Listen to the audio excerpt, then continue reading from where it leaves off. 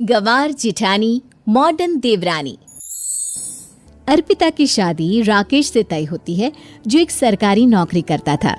अरे चाची, अर्पिता इतनी सुंदर, पढ़ी लिखी और मॉडर्न लड़की है, फिर कहाँ आप इसकी शादी ऐसे घर में कर रही हैं? अरे लड़का सरकारी नौकरी करता है, इंजीनियर है, खूब कमाता है, खूब मेहनत की है लड़के ने इस नौकरी। अर्पिता भी राकेश को पसंद नहीं करती थी, लेकिन पिता ने हाँ कर दिया तो शादी के लिए मन मारकर तैयारी कर रही थी। हाँ माँ, चाची ठीक ही तो कह रही हैं। पता है मेरी सहेलियों के पति कितने मॉडर्न हैं। अरे देख बेटा, तू मॉडर्न है ना, वो पढ़ने लिखने वाला गांव का होनहार लड़का है, तू जैसा रखेगी रहेगा। अब तक कोई उसकी केयर करने वाला नहीं था, है तो सिर्फ एक भाई भाभी, और माँ पिता तो गांव में ही रहते हैं। अर्पिता का मुंह बन जाता है। वो पिता के फोन से राकेश का नंबर लेकर उसे मिलने के लिए बुलाती है। आज तो मैं उसे साफ साफ मना कर दूंगी, मुझे नहीं करनी शादी। शक्ल देखी है ना, कपड़े पहनने का तरीका है ना बोलने का। अर्पिता राकेश से मिलने जाती है। अब क्या हो गया, आपने मुझे अर्जेंट मिलने को बुलाया, सब ठीक तो है ना? हाँ सब ठीक है, पर मैं आपसे कुछ कहना चाहती हूँ। आप ना इस शादी से मना कर दे। राकेश की आंखें अर्पिता की इस बात से लाल हो जाती है। वो रोंदे गले से कहता है, लेकिन शादी की सारी तैयारियां हो गई हैं, मैंने आपके साथ एक अच्छे भविष्य का सपना भी देख लिया है, ऐसा मत करिए प्लीज। माँ पिता के अलावा मैंने किसी को दिल से अपना माना है, तो वो वादा करता हूँ जब तक आपके लायक नहीं बन जाता मैं कभी आपसे बीवी का हक नहीं मांगूंगा। अर्पिता राकेश का प्यार देखकर पिघल जाती है और शादी के लिए हाँ कर देती है। दोनों की शादी हो जाती है, लेकिन शादी के बाद राकेश की भाभी, जो कि पूरी देहाती थी, ए राकेश उठ, जब पानी भर कर ला और तेरी बीवी को बोल के चूल्हा लगा दिया है, रोटी बना ले। क्या है ये सब? और तुम्हारी भाभी इस तरह चिल्ला क्यों रही है? अब क्या करूं, भाभी ही खाना बनाती है और मुझे पढ़ने के लिए इस घर में रखा, तो मैं घर का सारा काम कर देता हूँ। अब तुम आ गई हो, अपने तरीके से देख लो। ये मकान तो तुम्हारे पापा ने बनवाया था ना शहर में, ताकि बेटा पढ़ाई कर सके। हाँ, पर भाभी ही पूरे घर में रहती है। ठीक है, देखो अब। अर्पिता बाहर जाती है। सूट पहनी अर्पिता को देखकर जेठानी का पारा हाई हो जाता है। ए शहर की हीरोइन, यहाँ ना चलेगा ये सब, समझी? साड़ी पहनो, साड़ी वो नारंगी वाली निकाले हैं तुम्हारे लिए, जिसमें हरे रंग का फूल बना है, और सीधे पहुंचो रसोई में। मेरे आगे नहीं चलेगा ये सूट बूट। देखिए भाभी, आप बड़ी हैं, आपने राकेश की पढ़ाई में मदद की, लेकिन ये मकान इनके पिताजी का है, तो मैं अपना पोर्शन अलग कर रही हूँ। मैं आज से आपके साथ नहीं रहूंगी। जेठानी का तो मानो पारा ही हाई हो जाता है। वो अपने भाई के बिना नहीं रहता।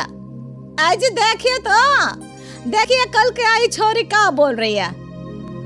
राकेश के साथ बात हो गई है, मैंने ऊपर का हिस्सा राकेश को दे दिया है, उसकी अपनी जिंदगी शुरू हो रही है, तो अच्छा है ना कि अब रसोई भी अलग हो जाए। अर्पिता राकेश की ओर फक्र से देखती है कि उसने अर्पिता के लिए स्टैंड लिया। अर्पिता बाजार में जाकर सारा रसोई का सामान ले आती है। पिता के दिए सामान से घर सजाती है और अपने तरीके से पूरे घर की सजावट करती है। शाम को राकेश ऑफिस से आता है। कुर्ता पैजामे में राकेश को देखकर, अरे ये क्या पहना है? भाभी सिलती है ना कुर्ता, मैं सारी कमाई भाभी को ही दे देता हूँ। लेकिन अब ना बीवी को देना होगा, क्योंकि भैया भी अच्छी नौकरी करते हैं। भाभी अपने पति का पैसा संभाले और मैं अपने पति, वो हिसाब मांगेगी तो जरूर दे दूंगी भाभी। अरे देख, हाँ, अगर तूने पढ़ाई की है तो मैं भी अंगूठा छापना हूँ। अरे 5 की रात तक पूरी पढ़ाई की है, समझे? वैसे भी कल इन लोगों के माँ बाबूजी आ रहे हैं गांव से, वही लोग ठिकाने लगाएंगे तुझे। अगले दिन सास ससुर आते हैं, दोनों बहुत ही सीधे लोग। अच्छा किया जो ऊपर के हिस्से में राकेश की गृहस्थी लगा दी, अब दोनों बेटे अपना आप। अरे बहुत ही चालाक है माँ जी, ऐसी जबान चलाती है जैसे दर्जी कैंची चलाता हो। वैसे बहू तुम भी कम नहीं थी। और सुनाओ। तभी छोटी बहू सास ससुर के पैर छूकर उन लोगों को चाय और नाश्ता देती है। माँ जी, आप थक गई होंगी, मैं खाना लगा देती हूँ, ऊपर आ जाइए चाय पीकर। अरे बस बस, यही रहेंगे वो। हम एहसास है इनके माँ बाबूजी मेरे पास ही आए हैं। चलिए माँ जी, आप ना किचन में खाना बनाइए, मैं जरा बाजार होकर आती हूँ और फिर साथ में खाना खाते हैं।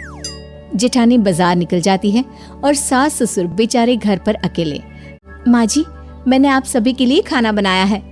माना मैं छोटी हूँ, लेकिन अच्छा लगेगा अगर आप लोग मेरे साथ रहें। वैसे भी यहाँ है कौन बेटा, चलो ऊपर राकेश के पास ही चलते हैं। सास ससुर दोपहर का खाना खाकर वहीं आराम करने लगते हैं कि जेठानी आ जाती है। अरे वाह, ये तो वही बात हुई ना, कल की आई को पूरा परिवार और हम अकेले के अकेले। भाभी देखिए, परिवार में प्यार से रहा जाता है, ना कि चालाकी से। अम्मा खाना कैसे बनाती, पहले ही गांव से थक कर आई हैं। हाय रे दया, तो मैं का बाजार से ऐस करके आ रही हूँ। अरे भूख के मारे मेरा सर दर्द हो रहा है, पर यहाँ मेरी फिक्र कौन करेगा। अरे तो किचन में खाना है, लगा देती हूँ मैं भाभी। बड़ी बैठकर खाना खाती है और शाम को जब राकेश घर आता है। अरे राकेश, तू तो पूरा हीरो लग रहा है इन कपड़ों में। ऐसे कपड़े पहले क्यों नहीं पहनता था? राकेश बीवी की तरफ देखता है और फिर कहता है, माँ पहले पहनाने वाली नहीं थी ना। हाँ हाँ, और हम जो हाथ से सिल सिल कर कुर्ता पहनाते थे उसका का?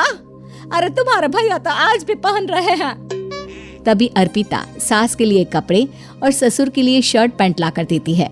उन लोगों को फ्रिज से ठंडा पानी और टीवी में फिल्म दिखाती है। अरे कब से इनको बोल रहे हैं कि फ्रिज वाले आओ, लेकिन ये है कि मानत ही ना है। बहू, अब तो तुम ही समझाओ ससुर जी को। नहीं पापा, आप फ्रिज मत लीजिए। अरे वाह रे छोटे, खुद फ्रिज का ऐसे का मजा ले, और इनकी माँ के पास फ्रिज भी ना हो। अरे देखा पिताजी, देखा माँ जी कब बोल रही है। पूरी बात तो सुन लो कि वो क्या बोल रही है। वो इसलिए क्योंकि अब माँ जी और पापा यही रहेंगे मेरे पास। घर को घर सिर्फ मॉडर्न या गांव की सोच नहीं, बल्कि संस्कार बनाते हैं भाभी, और संस्कार अच्छे हो तो सब सही हो जाता है।